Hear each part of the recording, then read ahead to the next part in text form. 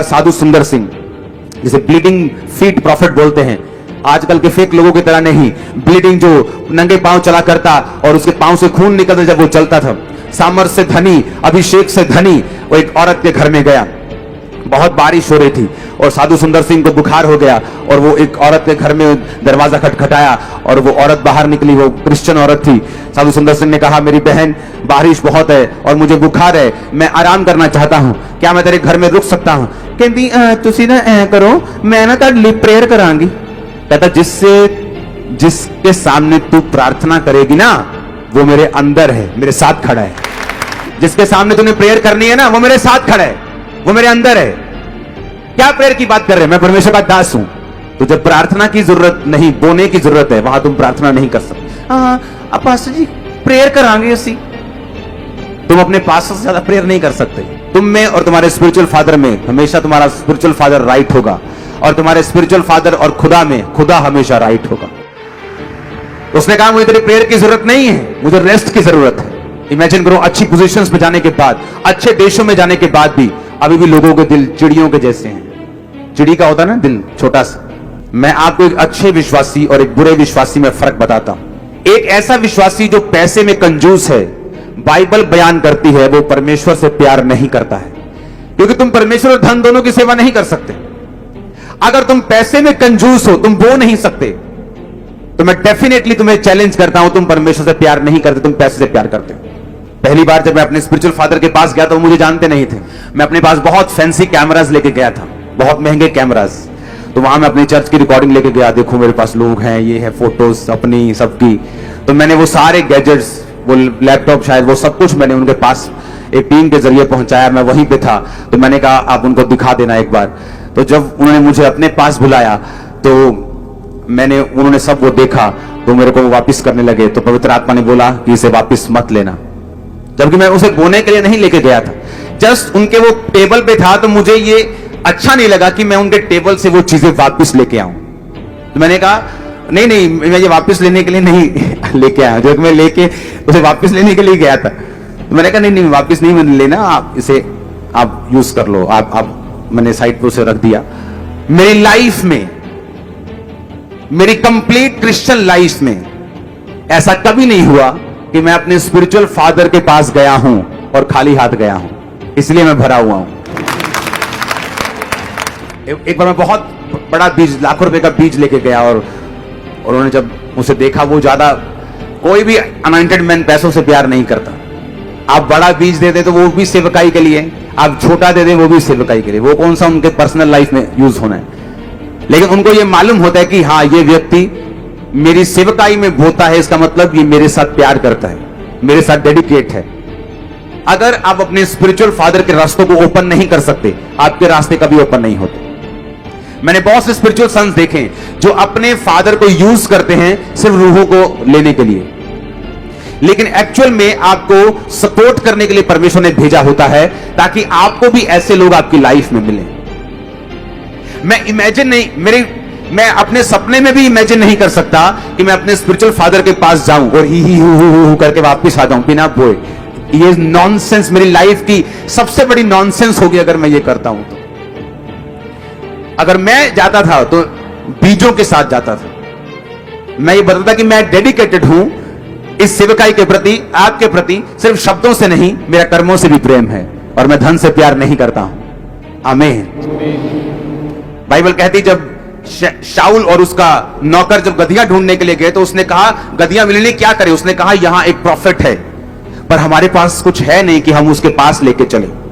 अगर आप शमूएल प्रॉफिट का इतिहास देखेंगे, तो बाइबल कहती पूरी ऐसा प्रॉफिट जिसके मुंह से, आजकल के लोगों की तरह नहीं, हाँ, फेसबुक प्रॉफिट नहीं, एक रियल खुदा का दास जिसके मुंह से निकली बात पूरी होती थी। जब उसने गवाही दी कि क्या मैंने तुमसे एक भी गधा लिया है, क्या तुमसे कभी चांदी ली है, तो बाइबल कहती पूरे लाखों लोगों की गवाही थी कि तूने आज तक हमसे कभी कुछ नहीं लिया। फिर भी वो जन क्या कह रहा है कि अगर हम उसके सामने, दास के सामने जाएंगे तो कुछ लेके जाएंगे। उसने कहा हाँ, मेरे पास एक छोटा सा एक कुछ पैसा है, टुकड़ा है चांदी का या कुछ भी है, करेंसी है, हम वो लेके चलेंगे। यानी कि शमूएल भूखा था उस करेंसी का, लेकिन वो बोना ये एक ऑनर आपका तय करता था कि हाँ, ये व्यक्ति जो है ये उस अनॉइंटिंग का ऑनर करता है और ये उस विजन का ऑनर करता है। और बाइबल कहती है उनके बोने के कारण और उनकी अधीनगी के कारण शाऊल राजा बनाया गया और गद्दियां मिल चुकी थी। आपके हर खोया सामान मिलता है जब आप बोते हैं। आमीन ऊंचा चाहिए।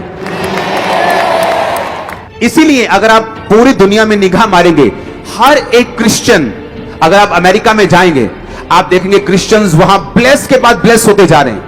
लेकिन आप दूसरी कंट्रीज भी हैं, अगर आप वहां पे जाएंगे आप देखेंगे क्रिश्चियन लोग ब्लेस नहीं, क्रिश्चियन होने के बावजूद ब्लेस नहीं। लेकिन उनका फर्क यही है कि वो बोने में बिल्कुल जीरो हैं और जो कुछ लोग देशों के लोग हैं वो बोने में बहुत ज्यादा आगे हैं।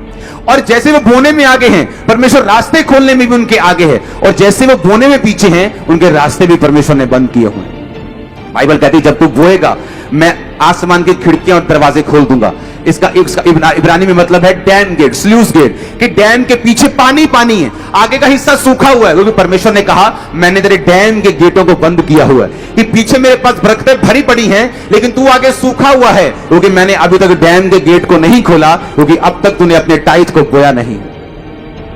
इतना पक्का है परमेश्वर का वचन, इतना एक्यूरेट है खुदावंद का वचन कि वो कहता तुम एक देह होने के लिए बुलाए गए हो। हर एक अंग का अपना अपना काम है, अमीर का अपना है, आईटी वाले का अपना है, गरीब का अपना है, प्रार्थना उपवास करने वाले का अपना है। आमीन। अगर साधु सुंदर सिंह ऐसी औरत को जिसको वो सड़क के किनारे बैठी होती है उसका अपना घर ना होता और उसको बोलते कि बहन, तो वो उसको ये नहीं कहते मैं तेरे घर में आना चाहता, वो बोलते बहन मेरे लिए प्रार्थना कर, क्योंकि तेरे पास तो खुद घर नहीं, तू मुझे कहां लेके जा सकती है। लेकिन जिसका घर है वो कहती मैं प्रार्थना करूंगी। उसने कहा जिसके सामने तूने प्रार्थना करनी है वो मेरे अंदर भी और मेरे साइड में भी है, मेरे चारों तरफ बैठा और खड़ा भी है, तो अपनी प्रार्थना अपने पास रख ले। अगर मुझे परमेश्वर ने, क्योंकि मैं भी कई बार खुदावन को बोलता खुदावन मैं फाइनेंस से सपोर्ट करूंगा सेवकाइयों को, मुझे सेवा नहीं करनी, तो परमेश्वर बोलेगा नहीं, जो काम मैंने तुझे करने के लिए बोला है उसी में तेरी बरकत है। अगर मैंने तुझे प्रीच करने के लिए बोला तो मुझे तेरे बिजनेस की सपोर्ट नहीं चाहिए कि तू ज्यादा बिजनेस करके मेरी सपोर्ट करे, जो तू टाइप देता है देता रहे, लेकिन जो तेरा असली काम है वो करता रहे।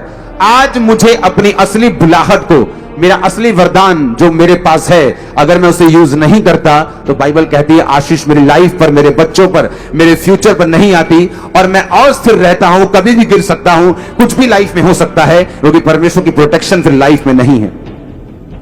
जोर से हालेलुया बोलो एक बार। आप मेरी बात को समझ रहे कि नहीं? और इसी कारण जब आप पूरी दुनिया में देखेंगे हर बंदा ग्रो करना चाहता है। अगर वो पास्टर वो बोलते हैं लाखों लोग हों, हजारों हों, मेरे पास भी डेडिकेटेड टीम्स हों, लेकिन जब वो अपनी चर्च में जाते हैं ऐसा कुछ उनको मिलता नहीं। हर एक छोटी चीज में वो संघर्ष करते हैं, हर एक ग्रोथ में वो संघर्ष, क्योंकि उनको ये नहीं मालूम कि तुमने ग्रोथ होने में सहायता नहीं की, तुमने ना बोया, तुमने ना अपने अंग के मुताबिक काम किया, तो इसीलिए तुम वो नहीं देख सकते जो तुम्हारा स्पिरिचुअल फादर देख रहा है। जब मैं वहां से वापस आया 2011 में, तो मैंने आते ही अनाउंस किया, क्योंकि मैं जानता था कि मैं एक एक अपनी जेब को खाली करके, अपने मन को खाली करके अपना आप भी बोकर आया हूं, और मैंने आते अनाउंस किया था ये चर्च देखना दुगनी होगी तिगनी होगी। आप जाके देखो, जब मैं वापस आया वो चर्च दुगनी थी तिगनी थी। जस्ट 6 महीने के अंदर अंदर पूरी मिनिस्ट्री चेंज हो गई थी, क्योंकि मुझे मालूम था जो मैं बोऊंगा वो मैं काटूंगा। जिसने बहुत बटोरा उसका कुछ ज्यादा ना निकला, जिसने कम बटोरा उसका कुछ अधिक ना निकला। जिसने ज्यादा बिखेरा, जिसने ज्यादा दान किए, उसका धर्म बना रहेगा, वो ज्यादा काटेगा। खुदावन आपको बरकत दे, वो आपके फलों को बढ़ाए, वो आपको सेम न रहने दे। आपकी लाइफ में जो कुछ भी वरदान है उसे आप परमेश्वर के लिए यूज करके उसकी आशीषों के वारिस बन सके। आमीन। ऊंचा ये बरकत तुम्हारी है।